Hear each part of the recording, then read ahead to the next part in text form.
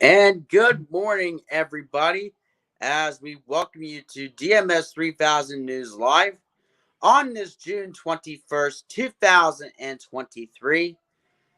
I am Brandon Martin, will be your host on today, tomorrow, and on Friday now, since Jason will be taking the Monday and Tuesday.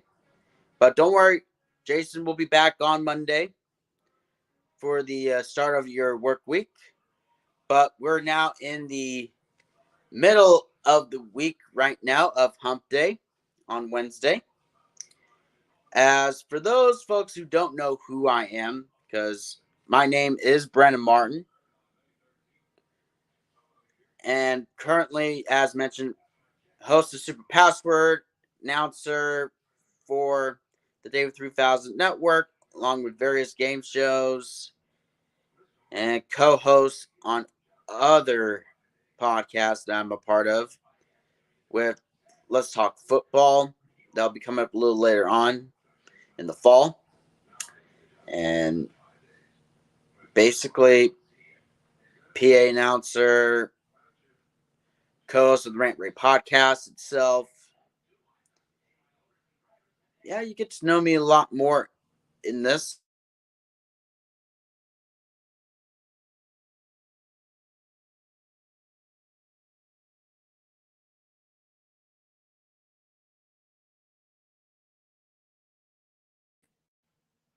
Okay, sorry about that, guys. Just had a little issue on that one, but it got taken care of, but that's all good.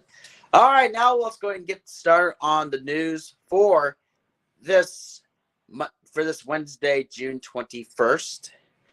As the search intensifies for the missing submersible, as underwater noises are detected, rescue teams seeking the submersible housing 5 tourists that had planned to visit the wrecked Titanic said noises had been detected close to where the sub ended contact with its mothership.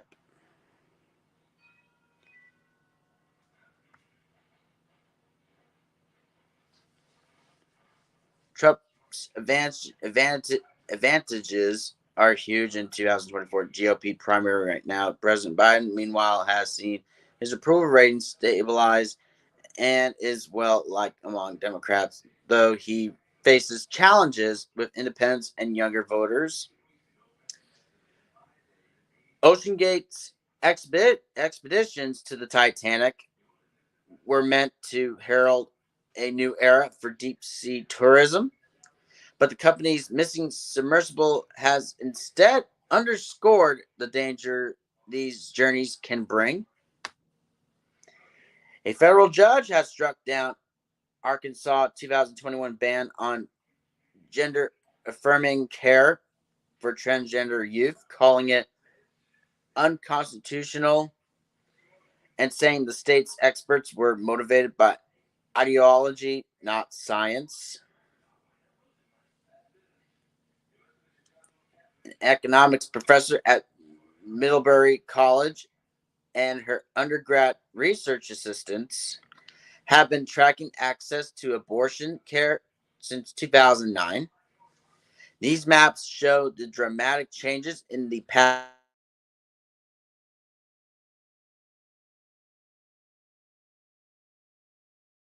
they've received threats or felt unsafe during their jobs, and many are worried for what the 2024 presidential election will bring.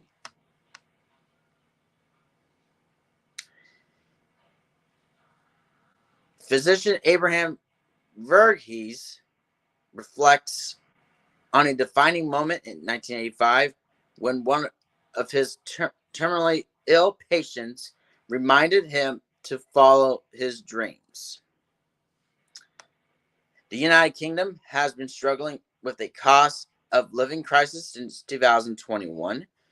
Clergy members are asking for a 9.5% pay hike that would begin in April 2024.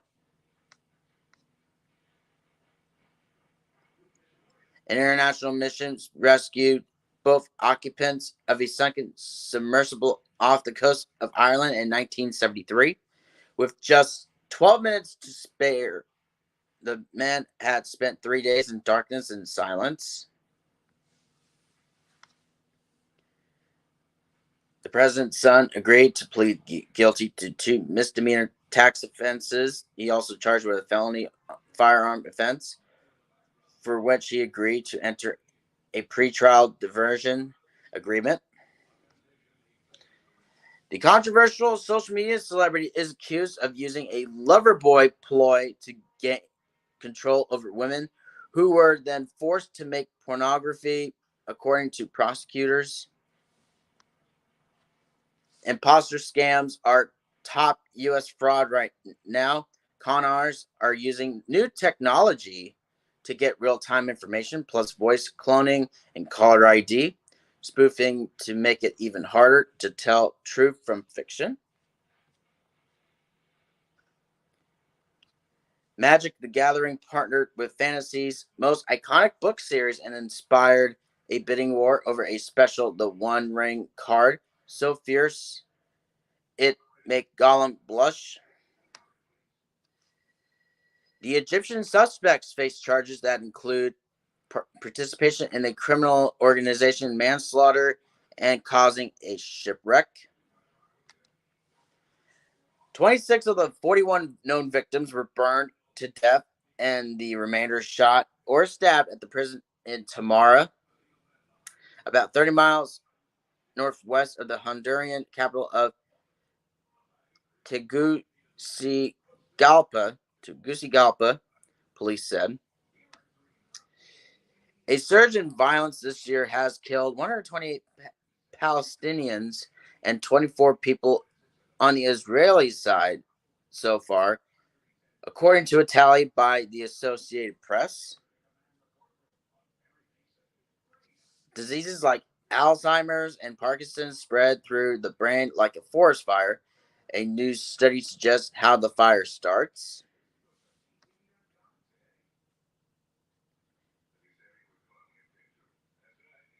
And basically, that will be the headlines for this Wednesday. However, later on in the show, we will be talking about the 57th anniversary of Who's Afraid of Virginia Woolf, the movie, and that'll be the 5:30 a.m. hour. Then we get to the 6 o'clock hour, the 5 best summer cruises, and then once we get to the 6:30, we'll be doing the best summer vacations in the U.S. for 2023. So that's basically the main three. We'll be discussing it throughout the program. And now we get to the MLB news of everything, as we have one Ellie De La Cruz propels Reds to 10th straight win, longest streak since 2012. Things are going so well for the Reds these days, and Ellie De La Cruz has so much power that the rookie can't mishit a pitch and still clears the fence. It's like we're floating in the wind. Of course, things like that are happening.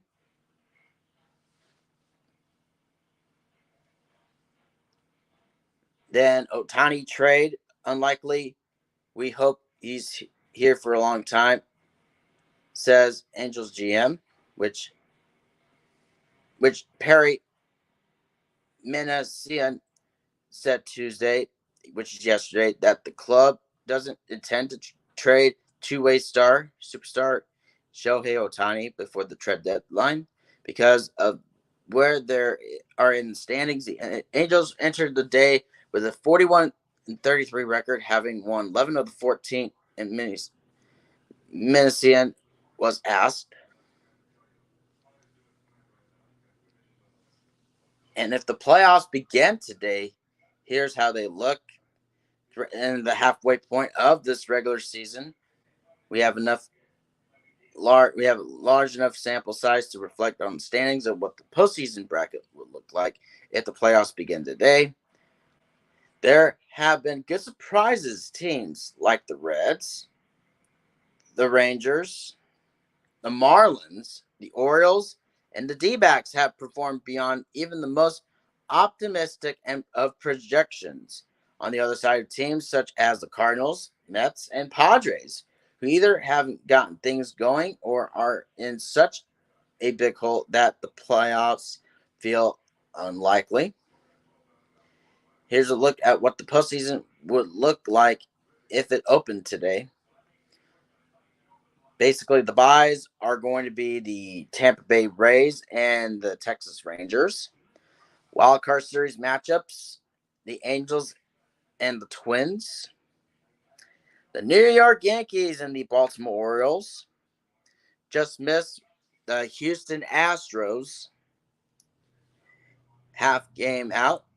The Blue Jays, a game. And then the Boston Red Sox are 1.5 game out.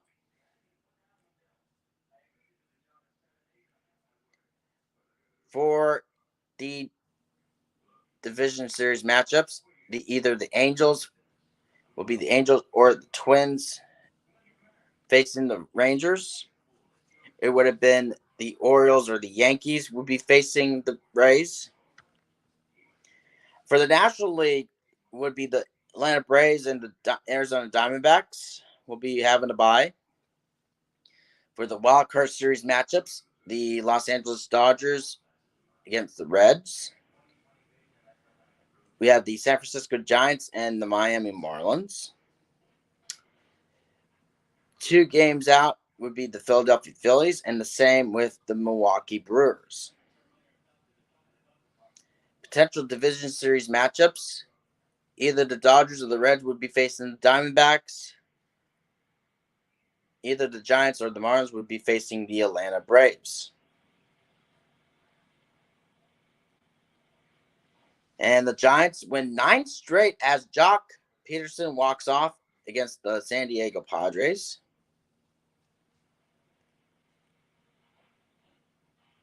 And at 514 feet, Adele obliterates longest home run of the year last night. He absolutely destroyed a 3-0 slider, 514 feet to left center field. And out of Salt Lake City Smith's ballpark. The 3-run shot jumped off Adele's bat at 113.6 miles an hour and was the longest home run hit in both minor league baseball and MLB this season. Not only that, it was also longer than any MLB homer tracked by StatCast.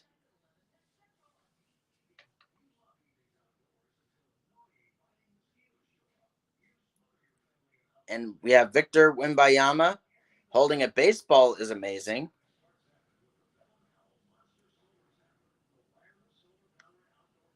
And then ball in the family for combine prospect with 2 Major League Baseball grandfathers. These the Tom Griffin and Billy Sorrell. White Sox win a thriller after home plate collision violation. A smiling Elvis Andrus walked out of the White Sox clubhouse following his team's 7-6 comeback victory over the Rangers Tuesday night at Guarantee Rate Field and briefly stopped to watch the NBC Sports Chicago post-game coverage playing on a television hanging just a few feet away. It just happened a controversial play at the plate during a 3-run White Sox 8th inning with Andrus in the middle of all. He was originally ruled out by home plate umpire DJ Rayburn, attempting to score the go-ahead run from second and on Zach Relamar's single to left. The initial out call was subsequently overturned after a replay review ruled Andrews safe, as it was determined Texas catcher Jonah Heim violated the home plate collision rule. The White Sox had challenged both the out call and the home plate collision rule, but the final verdict, Heim determined to have impeded Andrus' path to the plate wasn't audible at the ballpark, as the crowd went crazy with noise and excitement upon hearing the word overturned.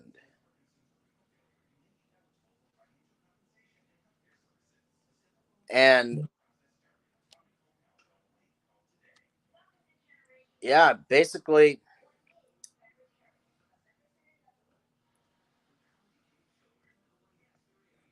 and then phase one of the All-Star vote ends tomorrow. Here are the latest standings. And we'll look at that right now. For American League, we have Vladimir Guerrero Jr. at 1,195,052 votes. Yandy Diaz of the Tampa Bay Rays, 1,124,166. Anthony Rizzo of the New York Yankees, 512,833. Nathaniel Lowe of the Texas Rangers. Then Ty France of the Seattle Mariners.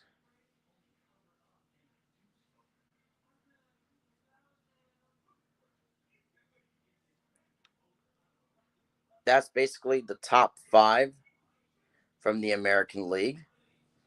Then on second base, Marcus Semien of the Texas Rangers. Whit Merrifield of the Toronto Blue Jays. Jose Altuve of the Houston Astros. Brandon Drury of the Angels. And then top 5, Gleyber Torres of the New York Yankees. Third base, Matt Chapman of the Toronto Blue Jays. Josh Young of the Rangers. Rafael Devers of the Boston Red Sox. Jose Ramirez of the Cleveland Guardians. Alex Bregman of the Houston Astros. Shortstop Bo Bichette of the Blue Jays. Corey Seager of the Texas Rangers. Wander Franco of the Rays. Jeremy Pena of the Astros. And Zach Neto will be of the Angels. Outfield, Aaron Judge,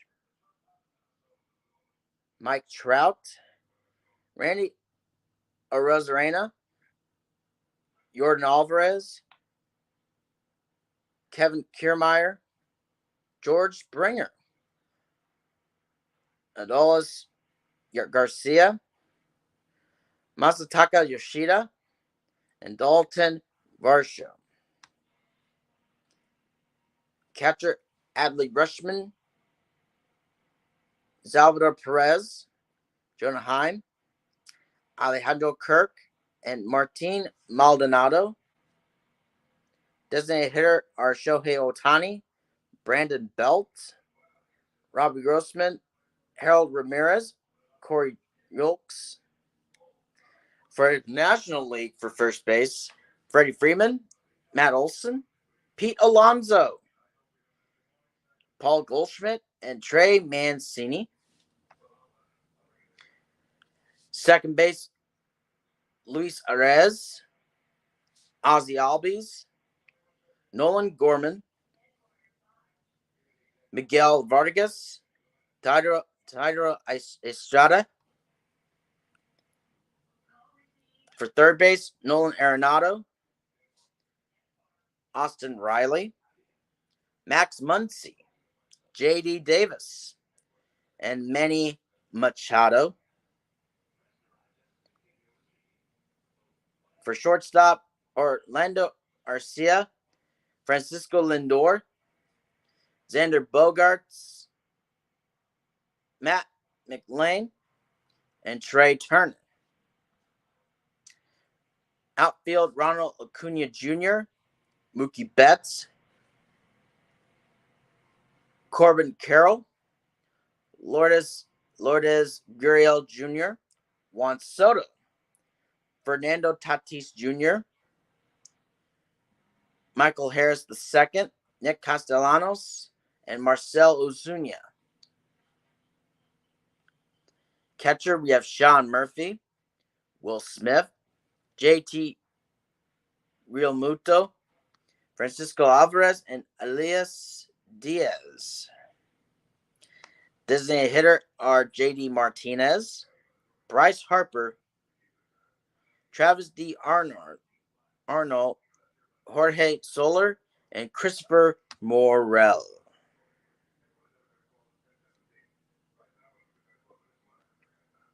He did it again. Kershaw provides needed boost with another gem.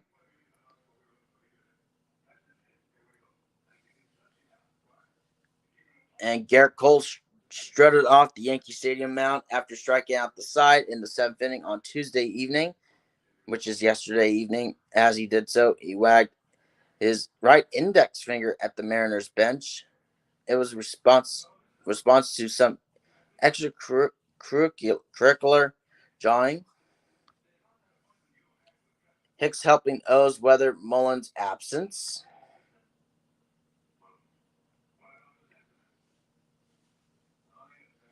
Strider brings heat for rebound start in Philly.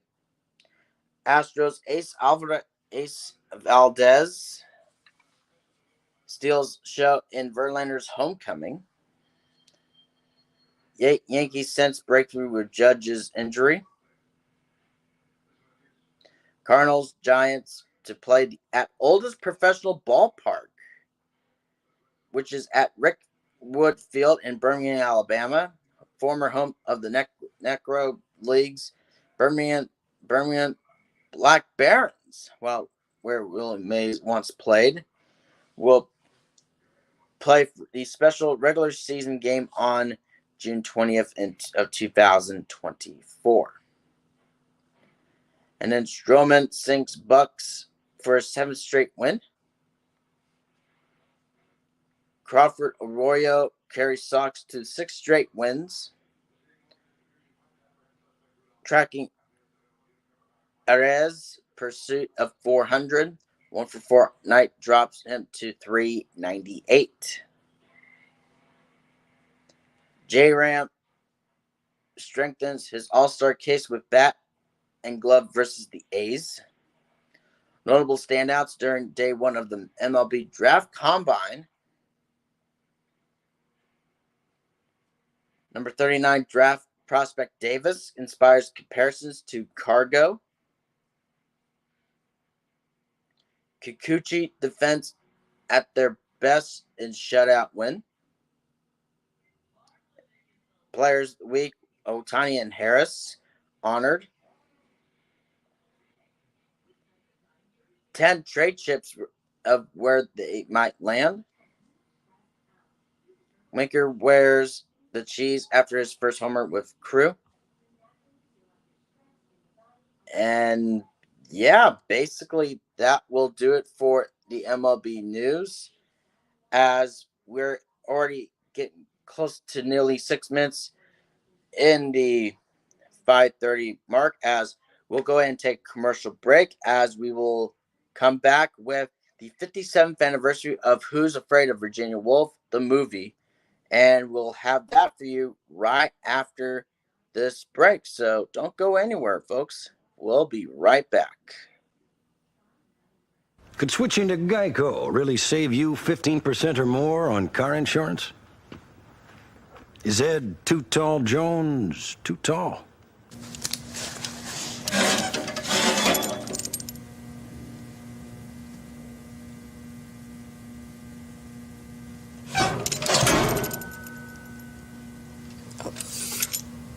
I'm just gonna guesstimate. Geico. 15 minutes could save you 15% or more. Ooh, the flavor of tropical fruit. Ooh, la, la, la. Banana. La, la. Pina colada. fruit punch, mango melon, tangerine.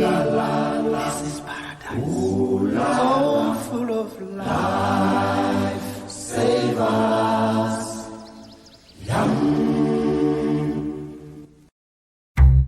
The average American visits about 7 different websites before booking a hotel. I totally get that. We want to make sure that we get a great hotel for the best price. But why only 7 when there are so many more out there? Next time, before you book, check on Trivago. Trivago compares live prices from more than 150 different websites to make sure that you find the best price for your ideal hotel. Hotel? Trivago. Really? Gotcha! Able to pick up good yardage on the play. You know, the best part of this defense is their defensive line and their interior. Hello? linebacker. Hey, who? What's up? Nothing, B. Just watching the game, having a bud. What's up with you? Nothing. Watching the game, having a bud. True. True. What's up? What's up? Yo, who's that? Yo, pick up the phone. Hello? What's that? Yeah. Yo, where's Dookie? Yo, Duke. Yo. What's that? What's that? Hold on. Hello?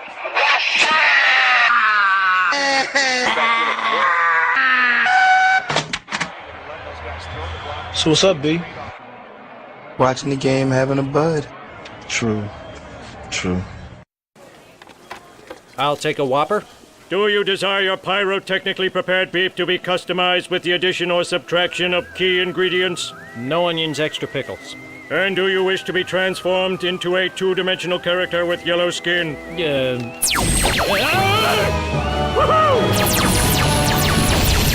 We have here what appears to be an alien invasion. And the line between civilization and anarchy is eroding as Out of my we... way, you punks! Wow! Lunchtime! Yeah, I gotta get out of here. Extra pickle, extra ketchup, extra mustard. How about extra get lost? What? What's going on? Aliens have all the fun. Your Highness, your mission is complete. The world is going Simpsons, and BK is in on it.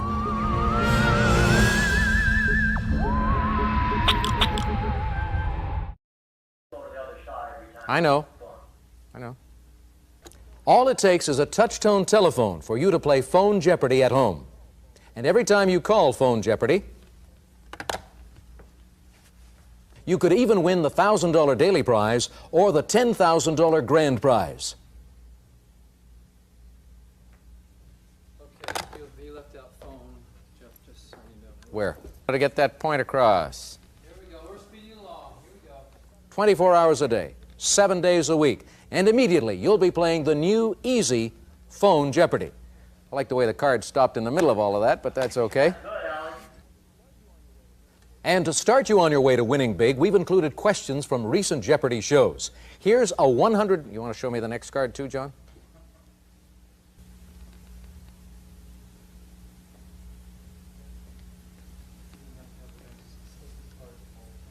No, just leave them there. She drank the poison that Captain Hook intended for Peter Pan. Tinkerbell!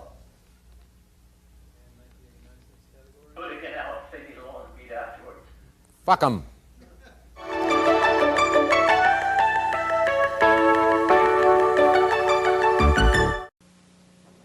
Okay, buddy, what do you think of Wilkins coffee? I never tasted it.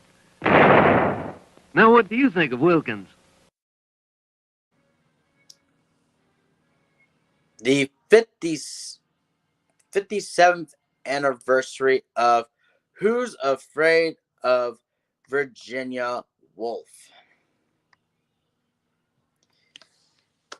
Who's Afraid of Virginia Woolf is a 1966 American drama, film directed by Mike Nichols. In his directorial debut, the screenplay of Ernest Lehman is an adaptation of Edward Albee's 1962 play of the same name.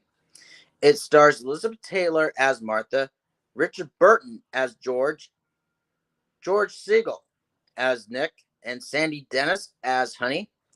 The film depicts a late-night gathering at the home of a college professor and his wife. The film was nominated for 13 Academy Awards, including Best Picture and Best Director for Mike Nichols. It's one of the only two films to be nominated in every eligible category at the Academy Awards. The other is Cimarron. All four main actors were nominated in their respective acting categories. The first time a film's entire credited cast was nominated. The film won 5 Oscars, including a second Academy Award for Best Actress for Taylor and Best Supporting Actress for Dennis.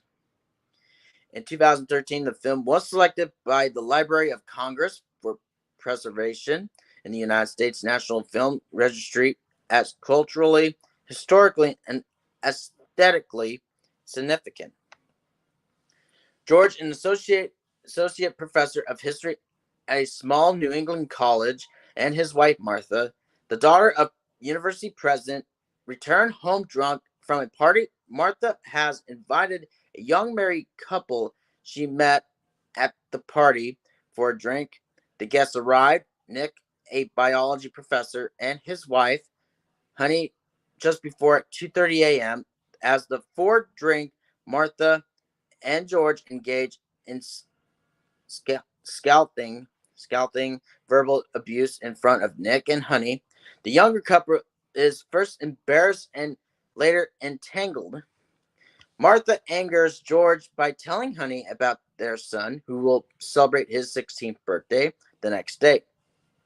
Martha's divulging of this information sets off another fight between the two. Nick confesses to George that he was attracted to Honey for her family's money and married her only because he mistakenly believed she was pregnant. George describes his own marriage as one of never-ending accommodation and adjustment, then admits he considers Nick a threat. George also tells a story about a boy he grew up with who had accidentally killed his mother and years later his father and lived out his days in a mental hospital. Nick admits he aims to charm and sleep his way to the top and jokes that Martha would be a good place to start. When their guests propose leaving, a drunken George insists on driving them home. They approach a roadhouse, and Honey suggests they stop to dance. While Honey and George watch, Nick suggestively dances with Martha, who continues to mock and criticize George.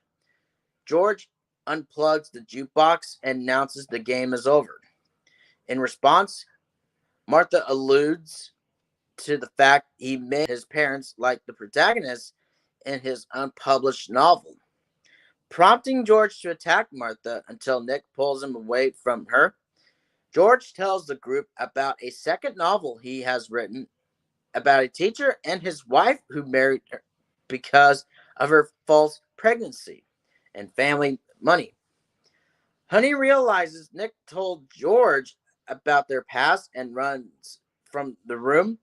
Another argument leads Martha to drive off with Nick and Honey, leaving George to make his way back home on foot, where he sees the shadows of Martha and Nick in the bedroom. Through Honey's drunken babbling, George begins to suspect that her pregnancy was in fact real and that she secretly had an abortion. Then he devises a plan to get back at Martha.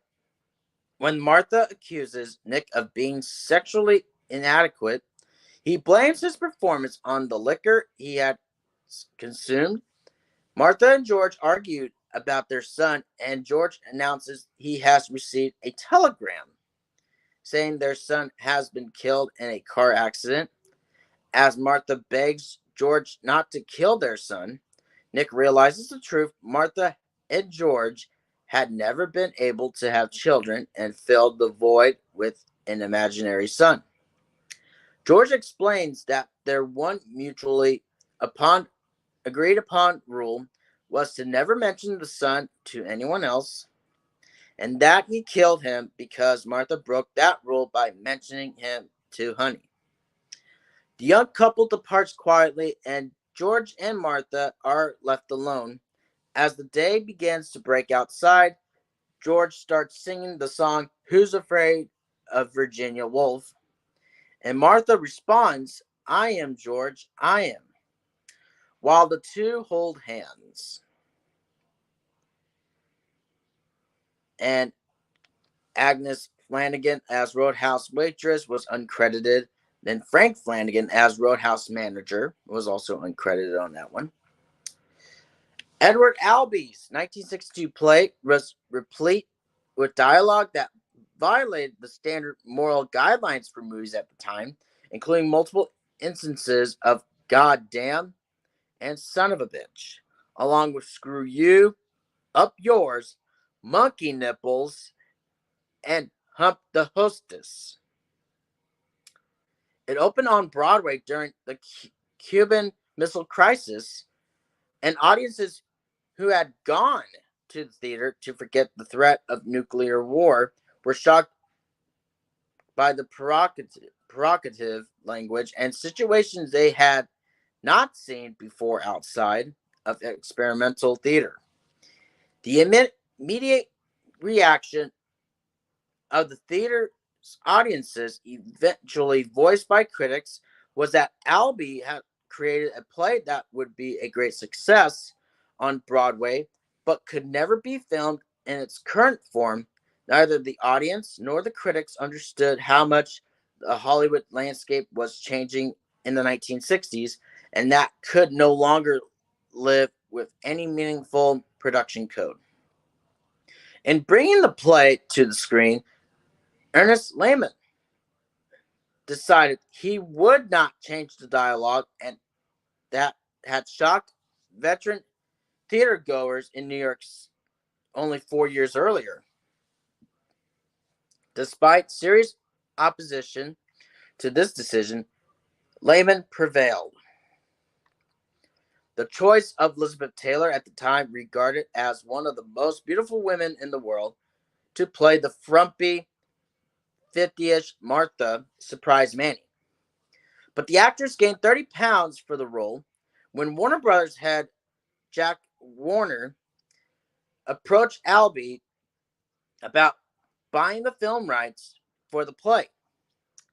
He told Albee that he wanted to cast Bette Davis and James Mason, in the roles of Martha and George.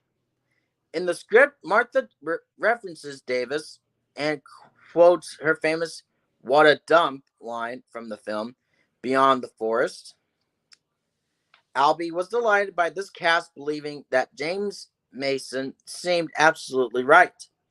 And to watch Bette Davis do that Bette Davis imitation in that first scene.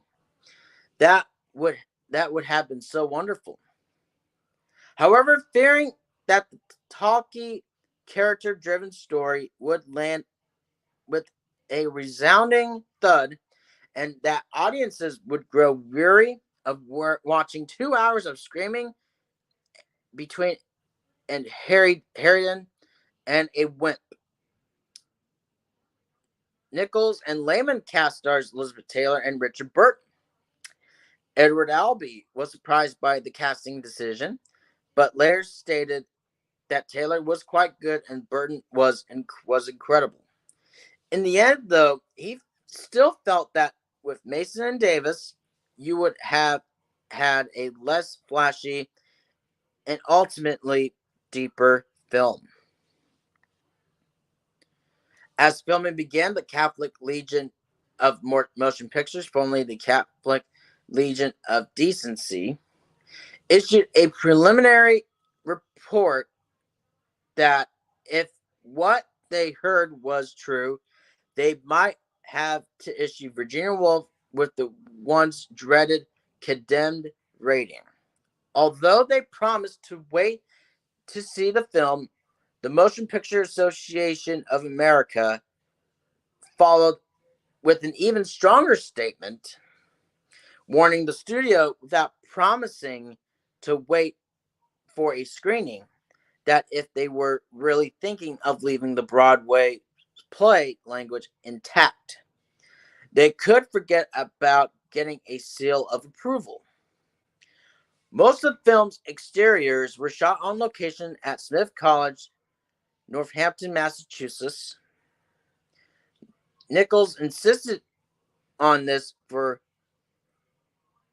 verisimilitude, but later stated that he had been misguided, that it added nothing artistically, and that these scenes could as well been shot on any soundstage.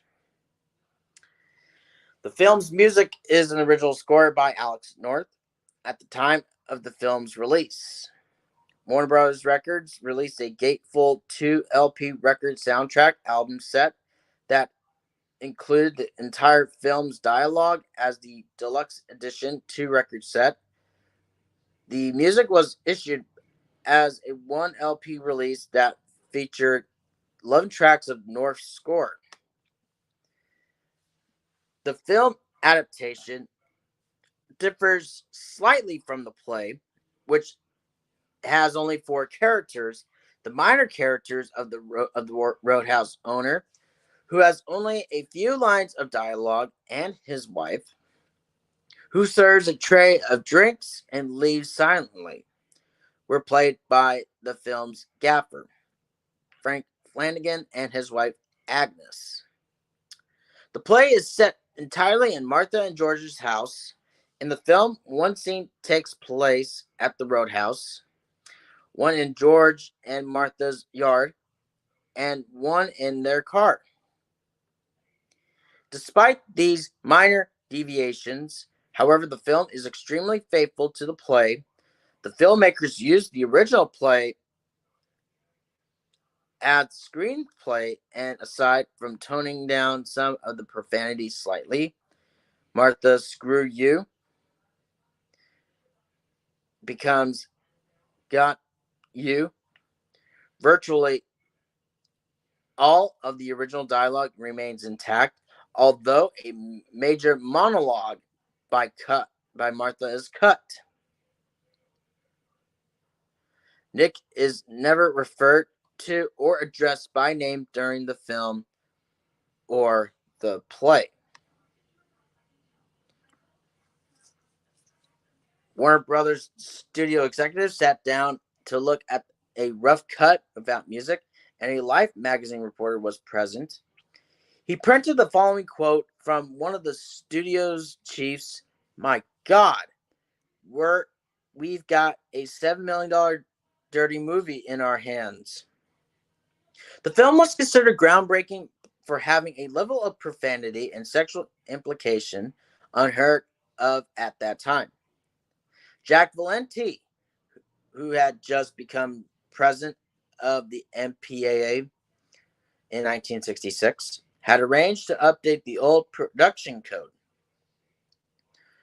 For the film to be released with MPAA approval, Warner Bros. Agreed to deletions of certain profanities and to have a special warning placed on all advertisements for the film, indicating adult content, and in addition of all contracts with theaters exhibiting the film included a clause to prohibit anyone under 18 from admittance without adult supervision. Even the National Catholic Office of Motion Pictures refused to condemn the film, with the office ruling it morally unobjectionable for adults with reservations. This film and Michelangelo Antonioni's blow up led Valenti to begin work on the MPAA film rating system that went into effect on November 1st, 1968. It is also said that Jack L. Warner chose to pay a fine of $5,000 in order to remain as faithful to the play and its profanity as possible. Who's Afraid of Virginia Woolf premiered on June 21st, which it was that day today, 57 years ago, at the 1966 at the Pantages Theater in Hollywood. The film went on to become a financial success, earning a North American rental gross of $14.5 million, which made it the third highest grossing film of 1966. The film was first released on DVD in North America on October 1st, 1997. It has since been re-released in a 2-disc special edition that was concurrently released across North America and much of Europe. To coincide the film's 50th anniversary, Warner Active Collection released a manufactured on-demand Blu-ray on May 3rd, 2016 that was sold exclusively to online retailers.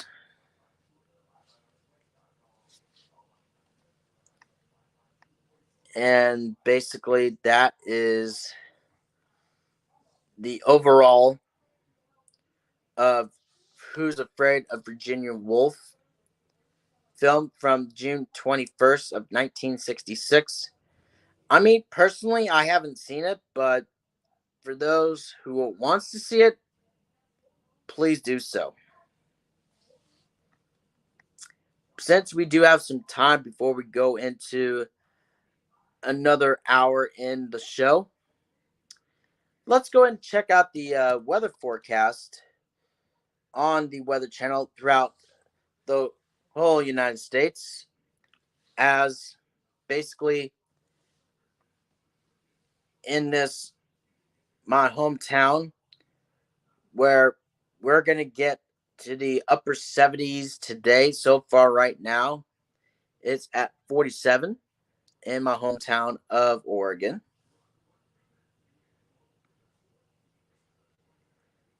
And we'll look at the across the country weather today in the East Coast, looking at some 60s, 70s, into the 80s. Washington, D.C., and Norfolk, and Charlotte, and Atlanta, and Jacksonville, and Tampa will be getting some showers, along with Cincinnati. As you're looking at the Midwest, you're looking at the 80s mostly today, and my word, Texas, though, goodness sakes. Lubbock at 105, 106 actually, my word. And El Paso at 105, San Antonio at 105, Brownsville at 101, Houston at 100, Phoenix at 106. That's basically the hot spots. And West Coast, Seattle's going to get to 70 today. San Francisco, 64. Los Angeles at 77 today. Medford at 83. Reno, 71. Las Vegas, 96 degrees. Boise at 70 degrees. Cut Bank at 64. Billings at 65. Salt Lake City at 77. Albuquerque at 94, as mentioned. Denver, 86. Minot at 77. Rapid City at 68. Kansas City at 92 today. Oklahoma City at 91. Dallas, 95. International Falls at 87. Minneapolis, 92. Chicago, 84. St. Louis at 88 degrees. New Orleans at 89. Miami at 87. Tampa is at 89 today. Jacksonville, 84. Atlanta at 70. Charlotte, 69. Cincinnati at 82. Detroit, 85. And Sault Ste. Marie at 85 as well. Buffalo, 83. Caribou at 80. Boston, 66. New York, 72. Washington at 70. Norfolk at 72. So that's basically across the country of the U.S. for today's forecast. As mentioned, the first day of summer begins right now. And for the states, for Phoenix, Texas mostly, suggest to stay inside, to stay out of that hot weather. Get some coolness in the house and all that other stuff. And basically, that will be the weather news from there. And even though I'll go do quick on the scores regarding to yesterday's. And it's loading up a little bit. Just stand by a little bit. There to go. Okay. There it is. We have the Royals beating the Tigers 1-0. The Orioles beat the Rays 8-6. Braves beat the Phillies 4-2. The Blue Jays beating the Marlins 2-0. The Cubbies beating the Pirates 4-0. Cardinals beat the Nationals 9-3. The Yankees beating the Mariners 3-1. The Reds beating the Rockies 8-6. The Guardians beat the Athletics in the final 10 innings of 3-2. Red Sox winning the Twins 10-4. The Astros beating the Mets 4-2. The White Sox beating the Rangers 7-6. The Brewers beating the Diamondbacks 7-5. San Francisco Giants beating the Padres 4-3. And the Los Angeles Dodgers beating the Angels 2-0. And as we are at 5:52 right now, or 8:52 in the East Coast, as once we do come back from break, we will be doing the 5 best summer cruises. And then to wrap it up, will be the best summer vacations in the U.S. for 2023 at the 6:30 a.m. time slot. And we'll go ahead and take another commercial break as we'll talk about the 5 best summer cruises in this. So we will do that as we'll go ahead and take a break right now. And we'll be back with you for DMS3000 News Live, episode number 6. We'll continue with that after this short break. Don't go anywhere. Pizza Hut stuffed crust is the crust that made crust good. Topped and stuffed with over a half-pound of cheese. What are you so afraid of? Loving it? Original stuffed crust, just $12.99. Only from Pizza Hut. No one out-pizzas the Hut. McDonald's hotcakes for breakfast. Fresh cooked and deliciously light. Served with whipped butter and syrup.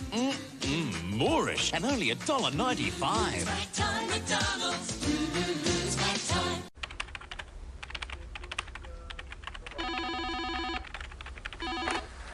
Hello? Get Jason warming up. Excuse me? Come on, guys, quit playing games. Get Bobby up right now. I think you might have the wrong number. What? Who is this? Who's this? Brother, you called me. You got the wrong number, Hey, okay? I don't know what you guys doing. Freak.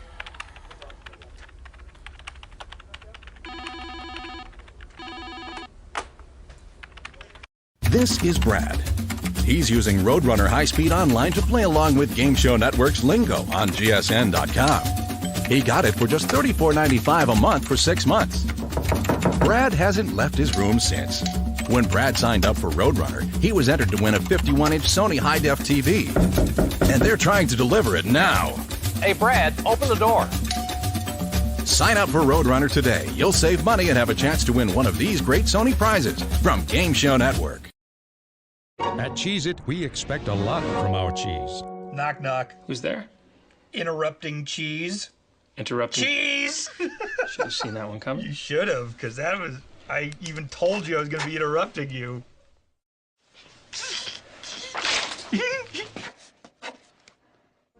Morning, sir. Beautiful day, isn't it? We take the time for our cheese to mature before we bake it into every delicious cracker. Because at Cheez-It, real cheese matters. Night and day, the calls. Say me this, say me that. I'm a gecko, not Geico. So stop calling me. Geico. A 15-minute call could save you 15% or more on car insurance. So you want to change your name? People confusing you with Geico, calling you at all hours? What name would you like? Komodo Dragon, please. Geico. A 15-minute call could save you 15% or more on car insurance. Not too close. What do you think? I got that insurance? What insurance is that, Yogi? The one you really need to have. If you don't have it, that's why you need it. Need what? Aflac. Well, if you get hurt and miss work, it won't hurt to miss work. And they give you cash, which is just as good as money. Aflac. Ask about it at work. Hey, Guy Fieri here. As host of TV's Ultimate Recipe Showdown, I see great home cooks face off every week. We looked at thousands of recipes, and now the dishes inspired by our champions are all at Fridays. People spent years perfecting these. There's so much going on here. Smokiness, sweetness, big seasoning, big flavor. You gotta check this out. Ultimate Recipe Showdown menu starting at just $8.99. Give me more Fridays.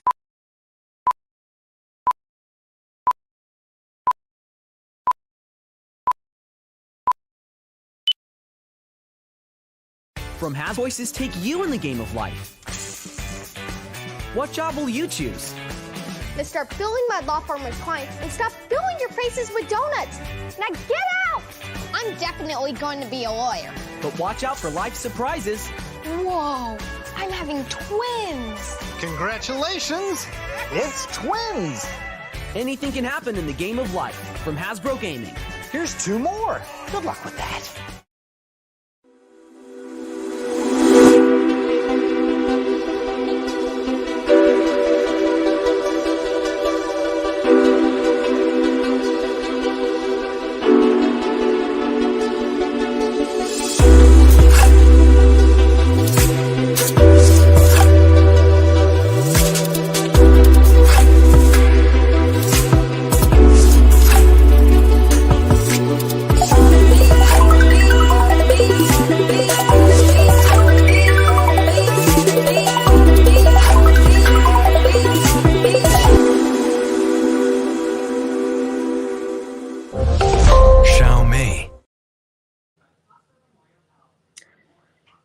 And we welcome you back to the DMS3000 News Live.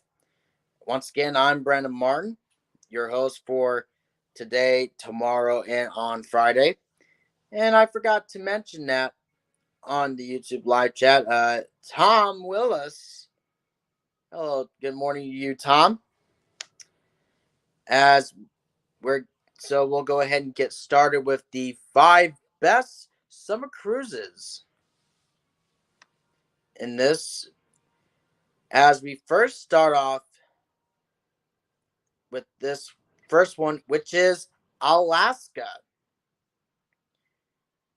You can only cruise to Alaska during the spring and summer months. The season starts in May and it ends in September. If you're a fan in awe-inspiring glaciers, wildlife, think whales and eagles, fascinating history, and adventurous activities like zip lining and hiking, head north this summer. Ketchikan is dubbed the rain capital of Alaska. And sorry about that. This ad was in the way, but it's all good. As I was saying, and the forecast can be chilly and wet. But many cruise travelers are pleasantly surprised to encounter warm weather and sunny days on Alaska cruises. And don't forget about cruise tours. Alaska's interior can be exceptionally mild and dry.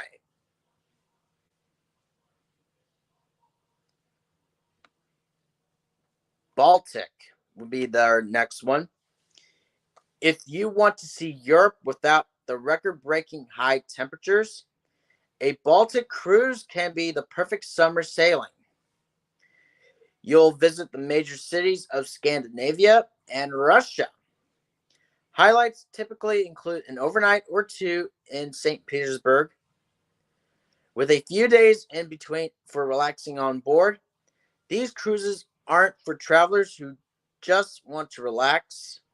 However, you'll be on the go every day, so pack your best walking shoes and prepare to explore.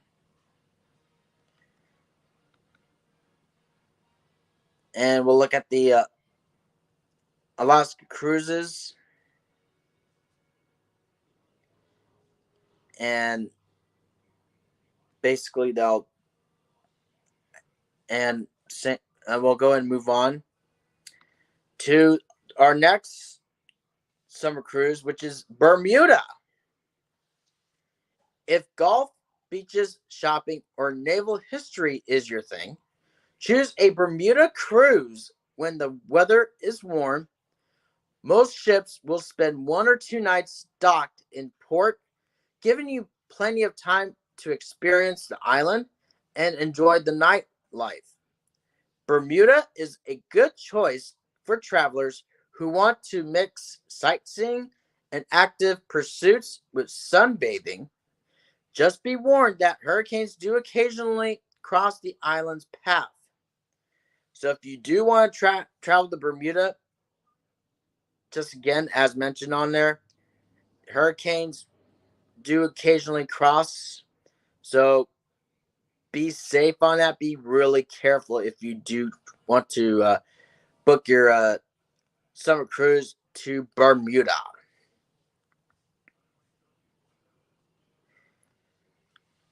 We're going to look at our next one, Southern Caribbean. The quintessential Caribbean cruise is always a great summer choice, but if you want to reduce your risk of running into a hurricane, head south. The Southern Caribbean islands experience storms less frequently than the Western or Eastern Caribbean islands, and they still provide island favorites like white sand beaches, fantastic snorkeling and diving, and delicious seafood and other regional specialties. Fewer ships head that way, so the crowds aren't quite as bad either. Just note that these tropical islands can be hot in the summertime. It's not the choice for those looking for a mild weather getaway.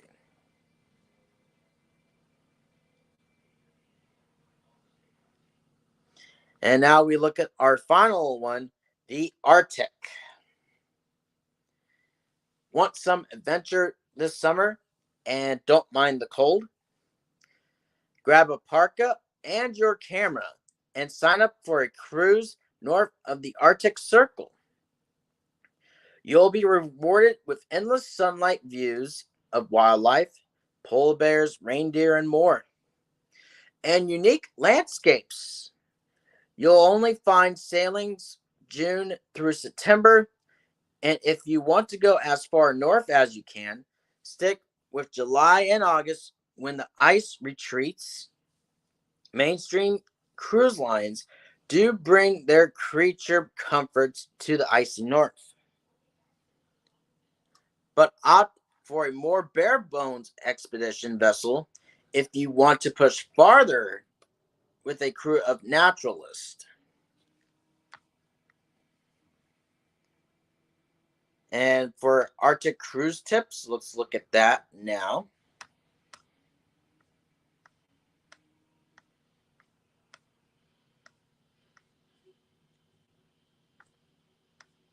Hold on, y'all. We'll give that for a sec.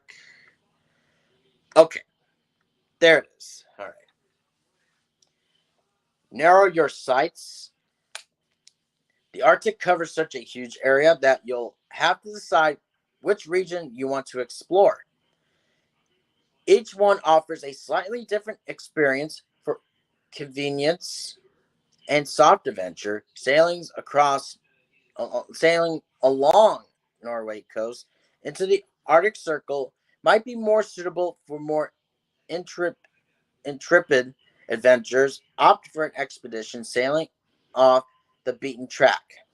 If your interest is in seeing polar bears rather than seabirds, choose voyages that visit polar bear hotspots in Spitsbergen, Greenland, or Canada. Gauge your fitness.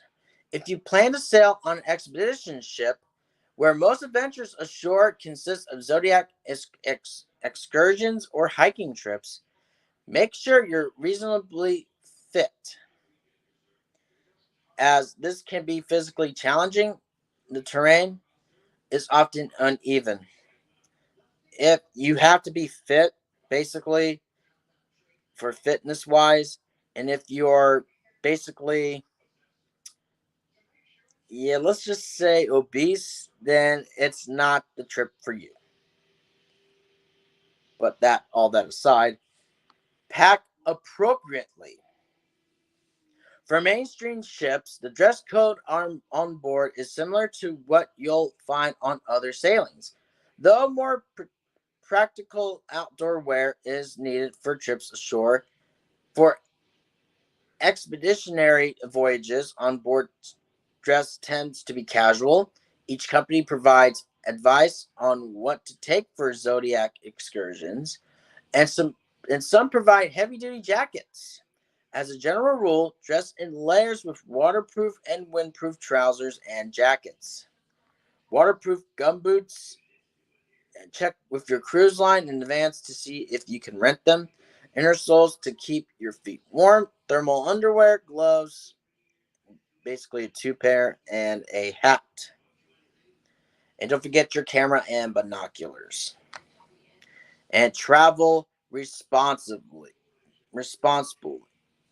The Association of Arctic Expedition Cruise Operators and International Association for Expedition Cruise Operators that manages responsible, environmentally friendly, and safe tourism in the Arctic has a set of visitor guidelines regarding travel to the Arctic. They include ways to respect local people, nature, and wildlife, and tips on safety.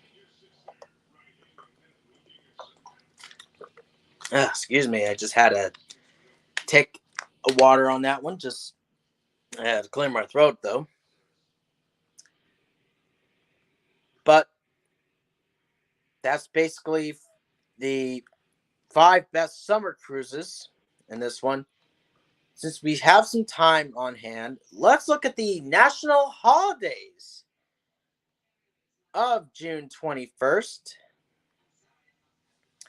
And we'll get to mention 29 holidays listed on June 21st mentioned. And the first one, we have International Yoga Day, which is International Yoga Day celebrates the physical and spiritual prowess that yoga has brought to the world. Excuse me. National Selfie Day. Time to find the perfect angle, try out that new filter, and freshen up your socials. And everyone we know, summer solstice. On summer solstice, that the sun stays in the sky the longest it will all year. World Day of Music. Even if we can't play instruments or sing, somehow we can connect with rhythms and melodies. Andine New Year. Today is all about celebrating culture as is done by the people of Andes region. Aymara New Year. Learn more about the Aymara New Year and its rituals, which transcend space, time, and history. Aymara New Year Day. Get set to celebrate Aymara New Year's Day with our great tips and information. Canada's National Indigenous Peoples Day. Today we recognize the many achievements of the country's indigenous peoples and celebrates cultures and traditions. Go Skateboarding Day. Unleash your sporting side as we celebrate one of the most popular activities across the globe. International Day of the Celebration of the Solstice. Get informed about solstice celebrations around the world with our detailed article. International Day of Yoga. Get your gear and start stretching. We're celebrating yoga's amazing benefits this International Day of Yoga. Martyrs Day in Togo. Honor the memories of all sons and daughters of the land in your individual ways. National Aboriginal Day.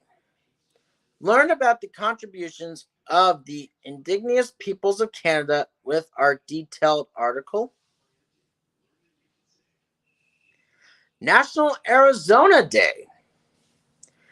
Whether you're local or not, get ready to celebrate as we appreciate the beauty of Arizona.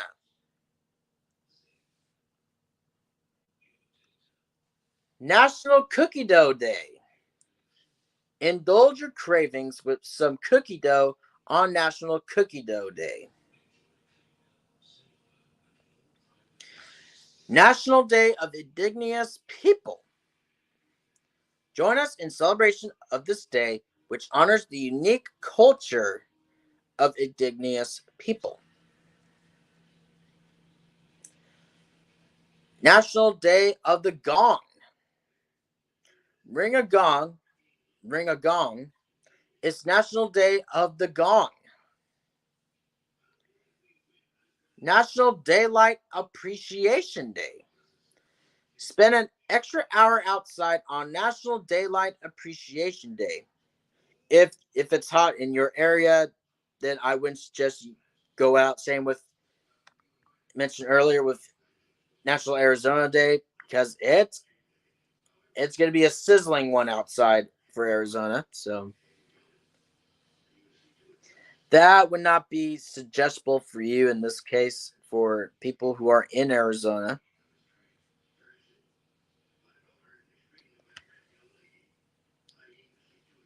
Let's look at our next one. National Dog Party Day.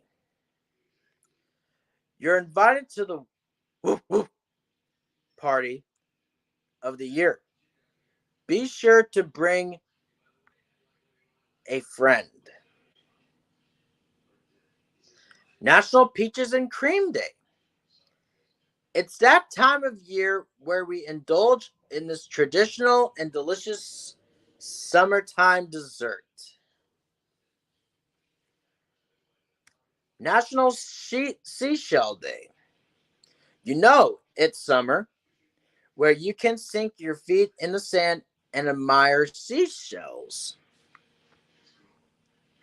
And we all know Jason mentioned that one from yesterday's show, which is National Smoothie Day. Mix your favorite sweet juices and express your own personal take on the taste of summer. National Yard Games Day. Get some chilled beverages, gather your friends, head to the yard, and play some yard games. Reserves Day. Let all your activities today show your gratitude to the reservist arm of the military.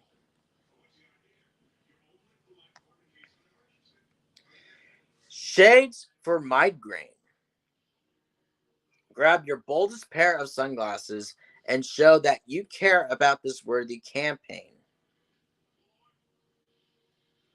World Giraffe Day.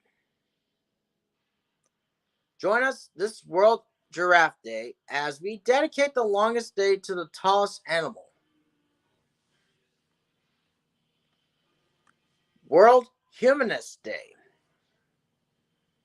A day to celebrate and raise awareness about humanism, humanist principles, and its global impact.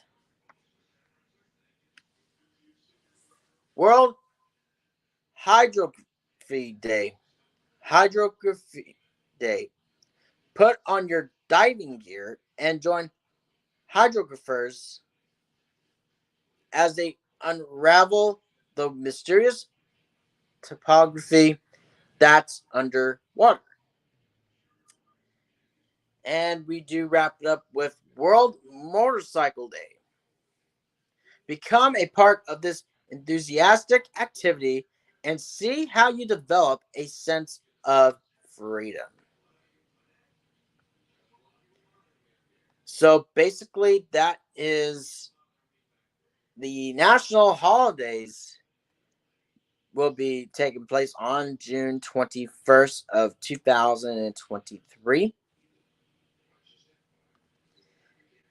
And let's go over quick for those who are wrestling fans in general. We'll go over it with you guys on this one, where it's this. There we go. Okay. Former ECW and WWE star Tommy Dreamer revealed to fans this week that he recently underwent a procedure to combat a third battle with skin cancer. Dreamer, who currently works for Impact Wrestling, and use Dad Nabbit ad. It's all good. No worries. Currently works for Impact Wrestling and made the announcement on his House of Hardcore podcast.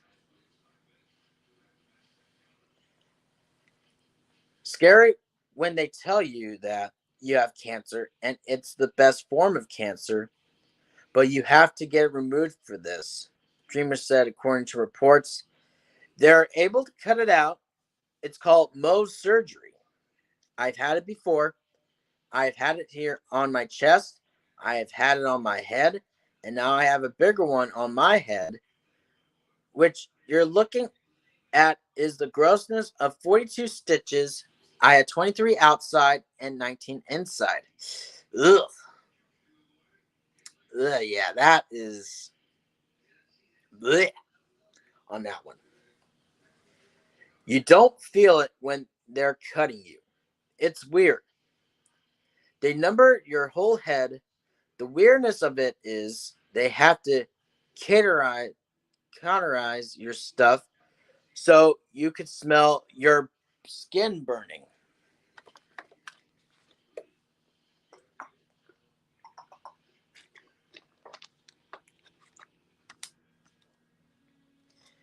Dreamer continued with graphic detail. You can hear the scalpel cutting open your head, and the worst part is you can hear them when they're putting in the stitches. He said it's a long task to get that many stitches, but it's in your head. They can numb it. You're not feeling it, but you can hear it.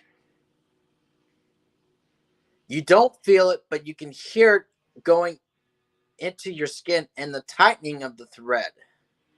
It's gross. It's been a rough run for Dreamer of late as he recently lost his mother. Sir, where was I? Oh, yes. Before it kind of cut out on my end, but that's okay. He said the cancer was part of the reason he recently took a step back from Impact Television, in which I don't blame him one bit on that one. So have some time off, basically to recover, then you can be back at it again.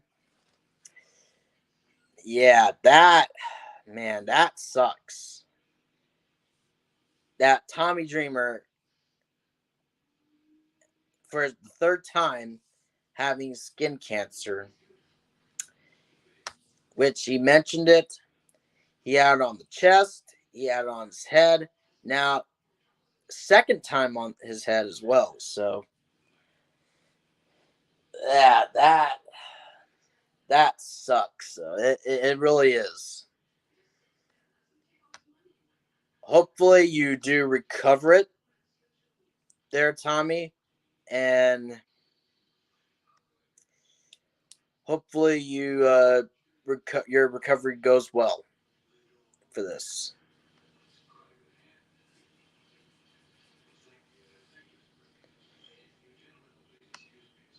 Yeah, my word.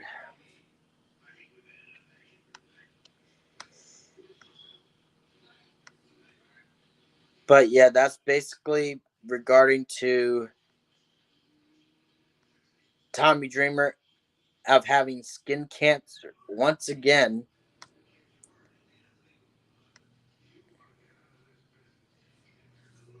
And for the Virtual Basement Wrestling Code video game, Matt Cardona.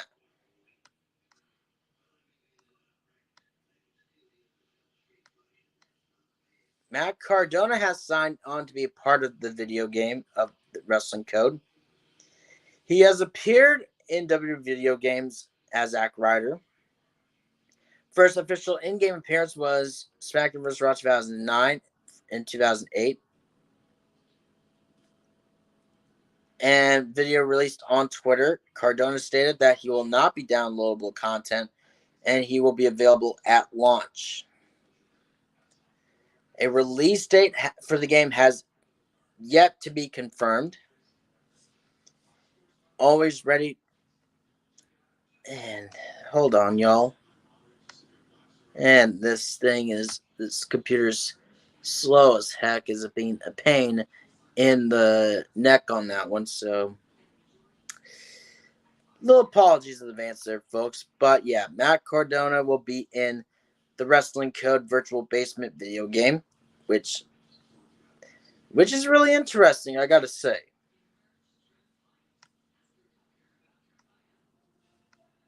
And basically, yeah, that's regarding to Matt Cardona announcing for Virtual Basement's Wrestling Code video game that he announced that on Twitter.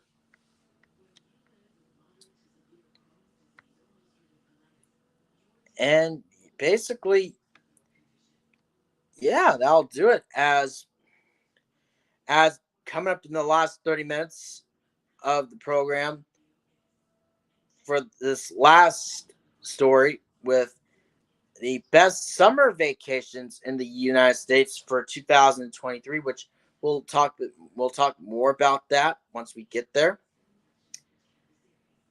And yeah, we'll go ahead and take at least one more commercial break, and we will have the best summer vacations in the United States for 2023. We'll give it to you on this one right after this. So, again, don't go anywhere. We'll be back.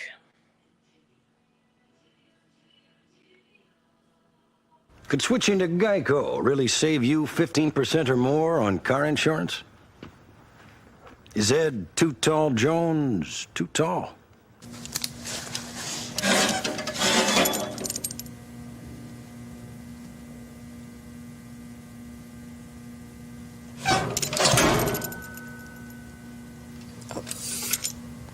I'm just gonna guesstimate.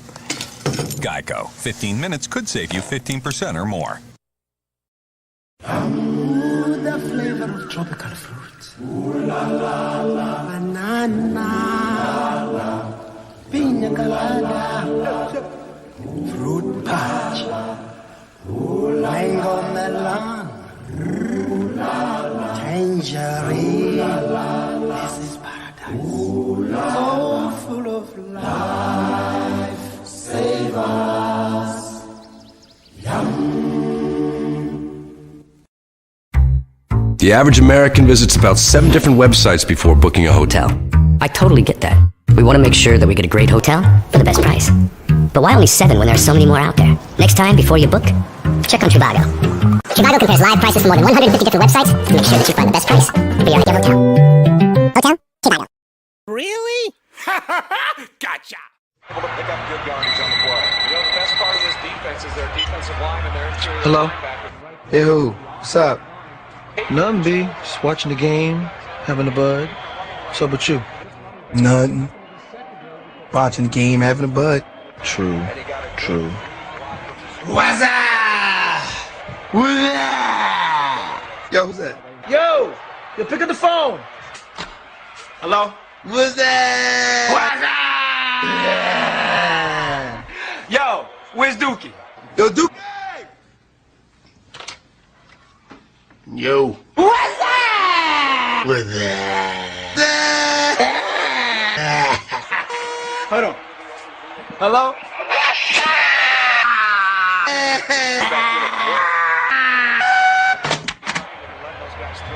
So what's up, B? Watching the game, having a bud. True. True. I'll take a Whopper. Do you desire your pyrotechnically prepared beef to be customized with the addition or subtraction of key ingredients? No onions, extra pickles.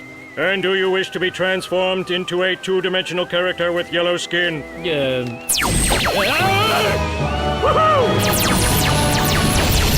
We have here what appears to be an alien invasion. And the line between civilization and anarchy is eroding as Out of my we... way, you punks! Wow! Lunchtime! Yeah, I gotta get out of here. Extra pickle, extra ketchup, extra mustard. How about extra get lost? What? What's going on? Aliens have all the fun.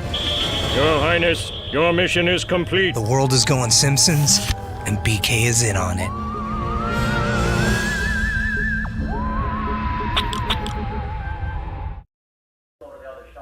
I know. All it takes is a touch-tone telephone for you to play Phone Jeopardy at home. And every time you call Phone Jeopardy, you could even win the $1,000 daily prize or the $10,000 grand prize. Okay, you left out phone, Jeff, just so you know. Where? How to get that point across. Here we go, we're speeding along, here we go. 24 hours a day, 7 days a week, and immediately you'll be playing the new, easy Phone Jeopardy. I like the way the card stopped in the middle of all of that, but that's okay. And to start you on your way to winning big, we've included questions from recent Jeopardy shows. Here's a 100... You want to show me the next card too, John?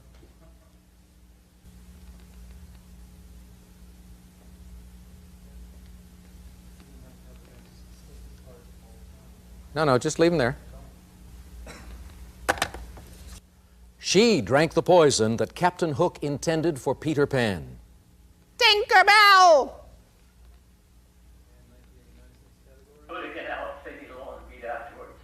Fuck 'em.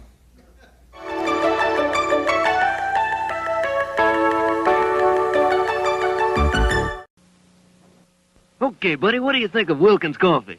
I never tasted it. Now, what do you think of Wilkins? And we welcome you back for the last half hour of the show of DMS 3000 News Live of June 21st, 2023. Brandmar back with you here once again, and a good afternoon over there in the UK there, King Kevin Daddy, if you will. But yeah, wrap it up in this one, we have the 21 best summer vacations in the U.S. for 2023. We start off with this first one of Glacier National Park. Montana's Glacier National Park is known for its stunning geological features, include 700 plus takes, nearly 200 waterfalls, and 2 major mountain ranges across more than 1 million acres. July and August are the best and busiest times to visit this bucket list park, with average daytime temperatures in the low 80s, though you can still expect lower temps and snow on the ground at higher elevations. The ever-popular Going to the Sun Road is usually fully open for these months too. You'll want to spend time driving the park's roads, kayaking or canoeing on the lake, and hiking some of the hundreds of scenic trails. Yellowstone National Park. Nature lovers flock to Yellowstone each summer to watch Old Faithful's awe-inspiring eruptions, hike through the expansive Grand Canyon of Yellowstone, gaze at the grand prismatic springs, mesmerizing views, and spot wild animals. The national parks, trails, lodges, and visitor centers, which span Wyoming, Montana, and Idaho, are busiest in summer. However, travelers willing to brave the crowds are rewarded with ideal temps. Average highs sit in the 70s and 80s. What's more, nearby towns feature summer calendars packed with fun events, like the Cody Stampede Rodeo and the Wild West Arts Fest. Grand Canyon National Park. Summer is the busiest time to visit Arizona's Grand Canyon, but don't let that dissuade you from booking a trip. The North Rim is often less crowded, and you can enjoy miles of scenic drives and hiking trails if you want to stick to the South Rim. Consider parking your car and exploring by bike. Alternatively, anyone looking to head into the canyon on a hike or mule trip should keep in mind that temperatures inside the canyon are significantly higher than at the rim, often climbing above 100 degrees. So the park advises against hiking between the hours at 10 a.m. to 4 p.m. San Diego, California. San Diego's plethora of shorelines, including Coronado, Mission, and Pacific beaches, museum-filled Balboa Park, and world-renowned zoo, make it an appealing summer vacation spot for families and relaxation seekers.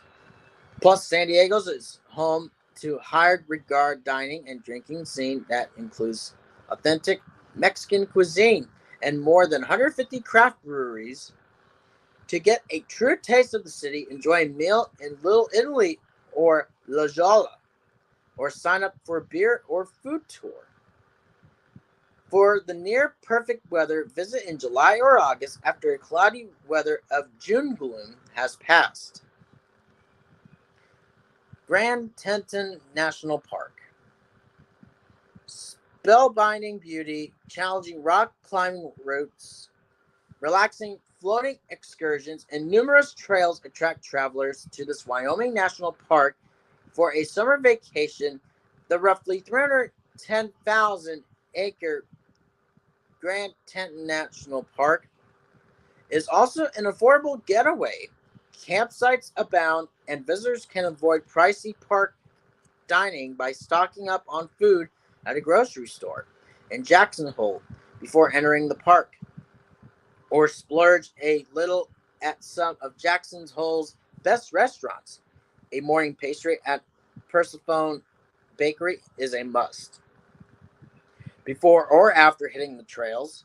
What's more, budding naturalists can participate in summer ranger programs that include geological and cultural presentations.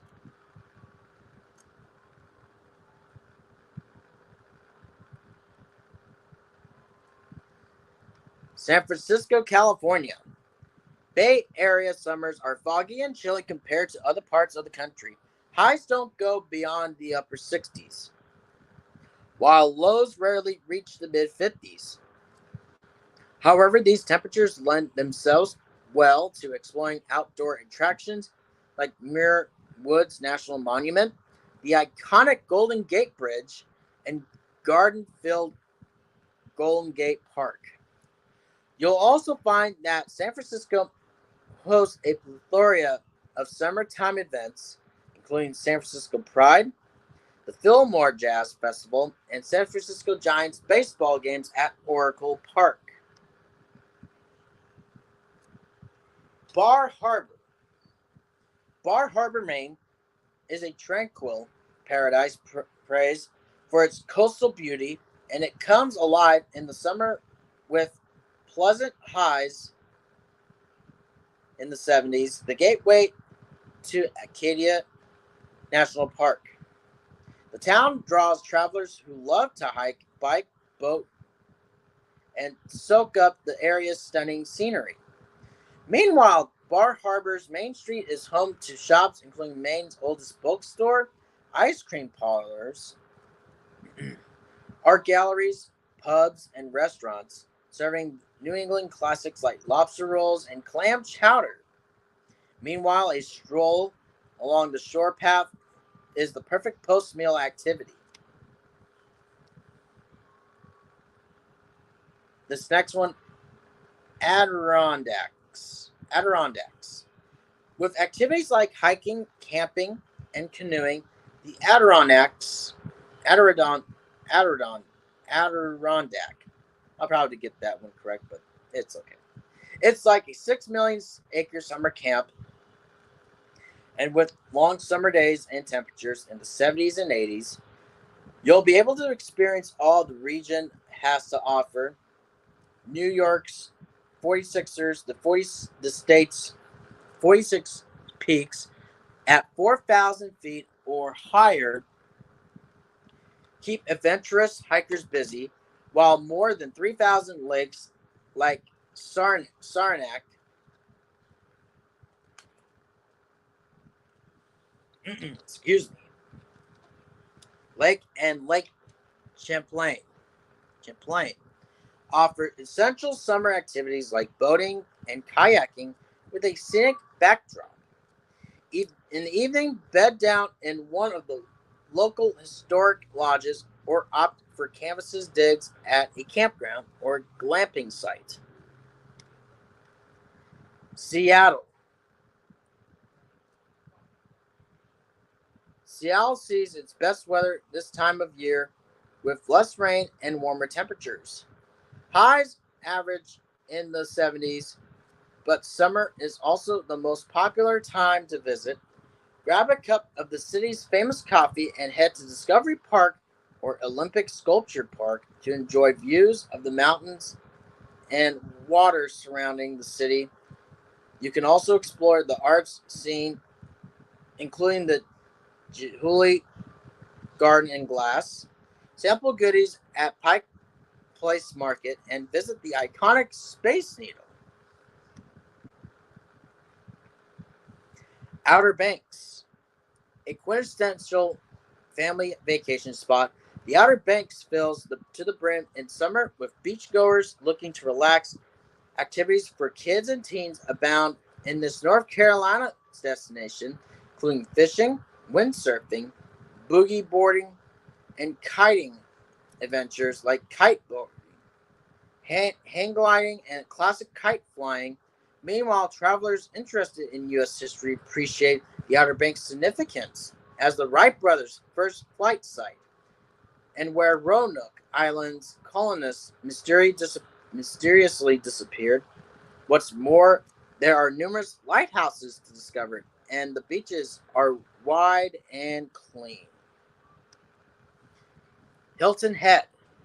Hilton Head features everything from resorts to vacation rentals, in addition to amenities like golf courses, tennis courts, spas, and beaches, making it appealing getaway for all sorts of travelers. The island boasts summer highs in the 80s and low 90s, but the ocean is always nearby and ready to welcome visitors for a deep to cool down. Summer travelers can try activities like biking, kayaking, fishing, hiking, horseback riding, and bird watching before watching the waves while eating dinner at a waterfront restaurant. One thing's for certain, there's no shortage of things to do in this seaside South Carolina town. Cannon Beach.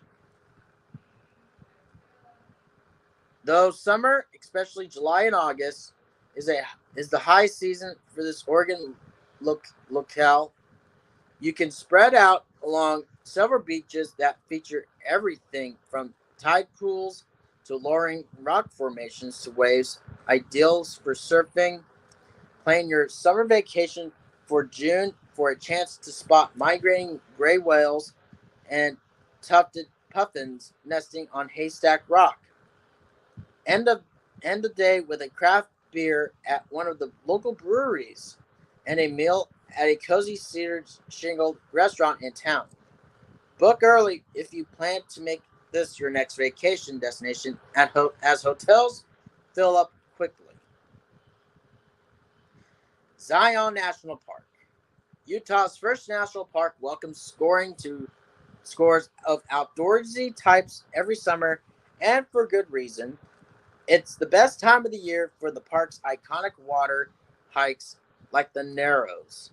The park's shuttle also runs throughout the summer and helps you conserve energy before you begin your adventure in sweltering temps. Think highs in the upper 90s and low 100s. Experienced climbers can scale one of Zion's 2,000-foot sandstone cliffs, while hikers trek popular routes like the Canyon Overlook and Watchman trails. And at night, stargazers can look to the skies to see the Milky Way at this international dark sky park. Cape May. This beloved seaside resort on the Jersey Shore is a classic summer getaway spot for East Coasters. Summer highs average in the 80s, perfect for enjoying the area's beaches.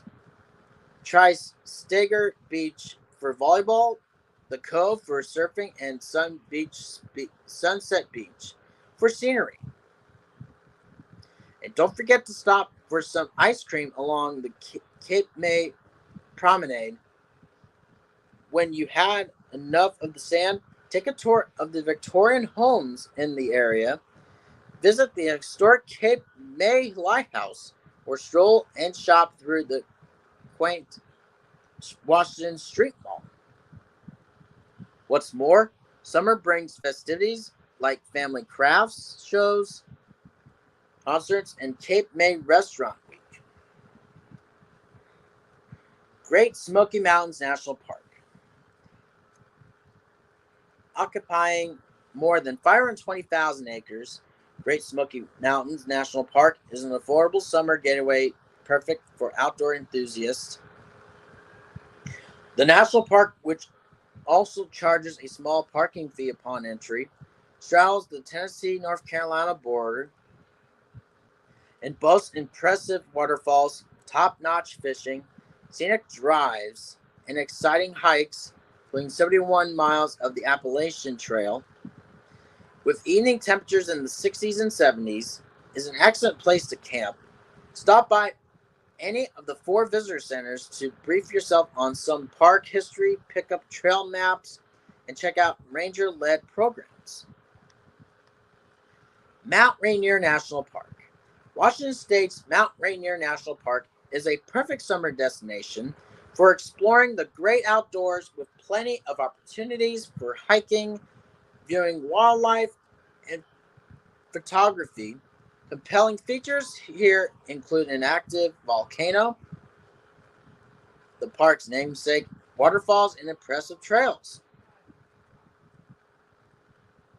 July and August boast the driest, warmest weather, temps average in the 60s and 70s, and blooming wildflowers dot the park's meadows during these months.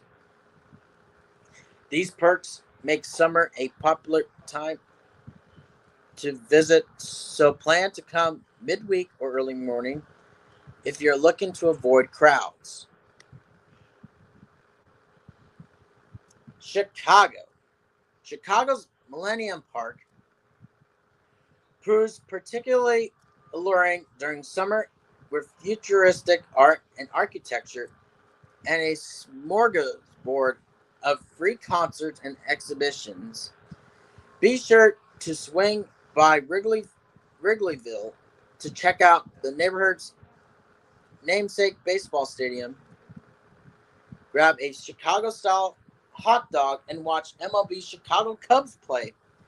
Also, take advantage of Chicago's superb summer weather. Average daytime temperatures hovered between the high 70s and mid 80s. By visiting its numerous Lake Michigan beaches, but be warned, the water will still feel chilly. When you need a break from the sun, explore the world-class museums and Chicago's museum campus. Fairbanks. To make the most of your summer vacation, look no further to the land of the midnight sun. During the summer, the sun never truly sets in Fairbanks, Alaska, making it possible to play golf or go for a bike ride in the middle of the night. Natural splendor abounds in this destination, and visitors can enjoy river excursions, Arctic lakes, hot springs, and wildlife sanctuaries. You may spot reindeer, muskoxen, and moose. Plus, the town of Fairbanks offers plenty of cultural exploration with art galleries, musical performances, and visitor centers highlighting Alaska Native heritage.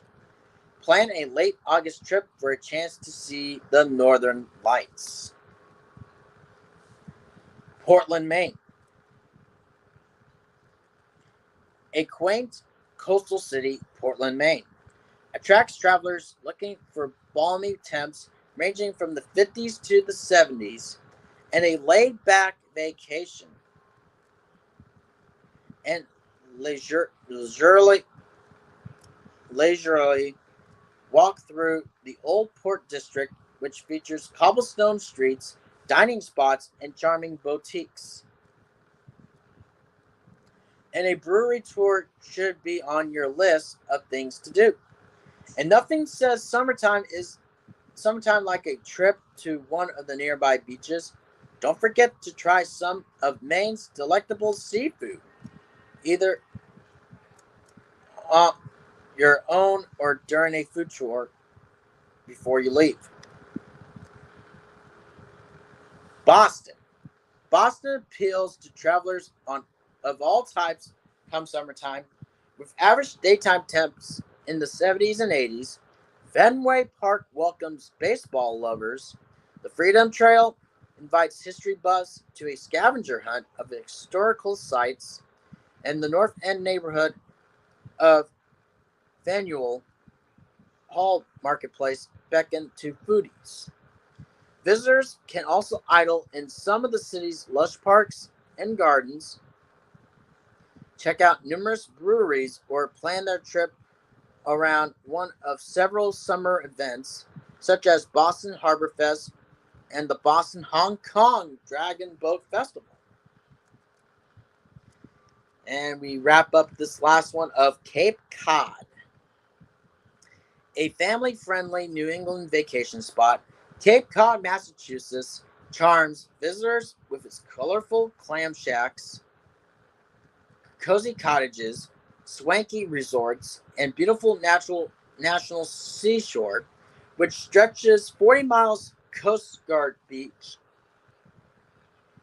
and Mayflower Beach impress travelers with clean sand and calm water. Other sites to check out include the Heritage Museums and Gardens and the Wellfleet Drive-In Theater. Those who love quirky activities won't want to miss Quaghog Day, a June event where Doug the Quaghog makes his annual beach weather prediction. Summer highs usually hover in the 70s, but you'll have to consult Doug for the rain forecast, which can vary.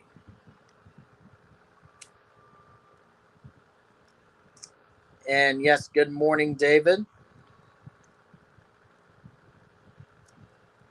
And basically, that will do it for the 21 best summer vacations in the U.S. for 2023.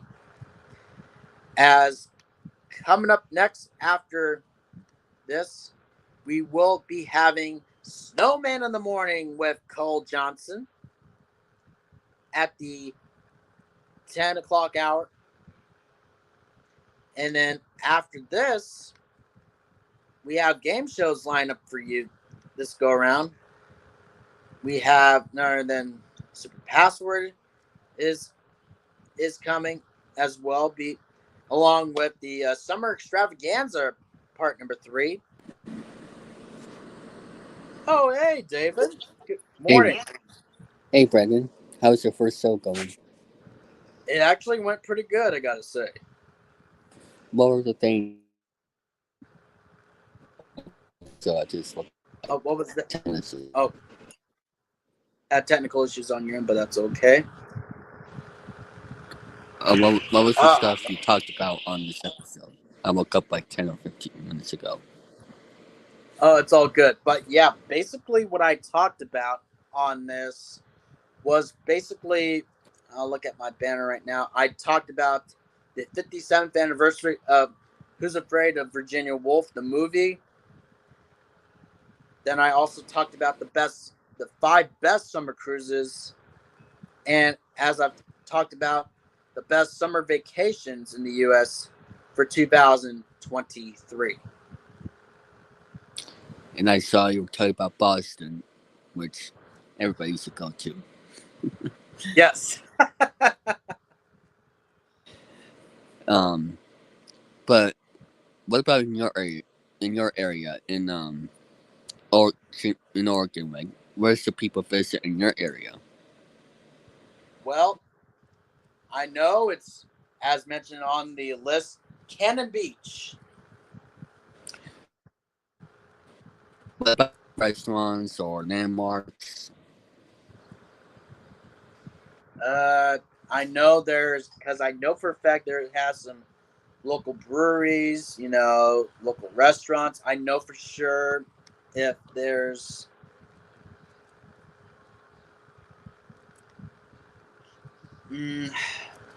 I mean, there is some historical sites, but again,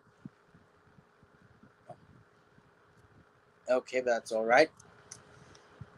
And David left, but that's our boss of the David3000 Network.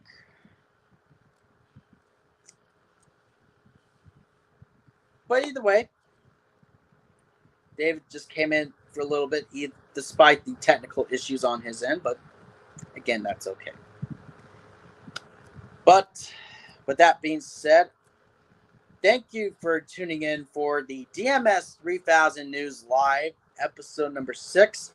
And I will be back on here tomorrow morning to give you whatever will be for the next one. Sorry about that, someone. I had to talk. It's all good. But what were you saying? Well, man, I'd say it really depends on the historical, on the lifestyle on that. But like I said, they got some local breweries and basically with the local restaurants around here that I will say. What has been to like other cities that you suggest people to check out, like that you've been in person? I know Seattle was one of them. Yep. That I mentioned about that with their famous coffee to Discovery Park. Then the Pike Place Market that I've been there before. And then the Space Needle. What about other cities that you've been to other than Seattle? Other cities other than that. Oh, man. To be honest, David, not many. Okay. I usually stick around that Northwest area. That's basically it for me. But have you been to T-Mobile Park, where the mayor? Yes, I have. What do you think of it?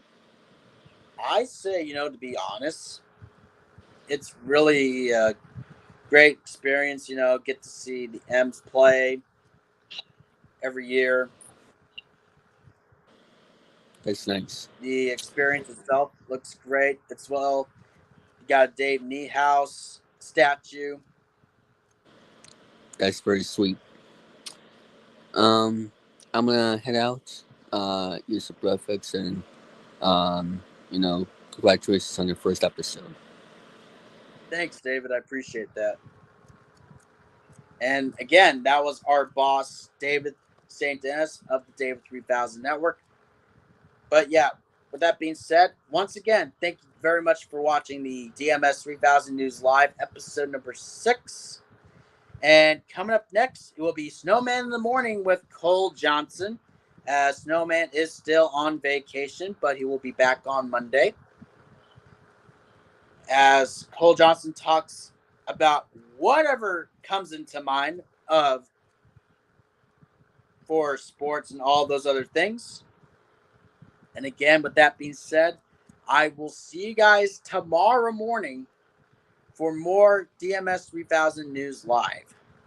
And with that, I'm Brandon Martin telling you, having a great morning, everybody.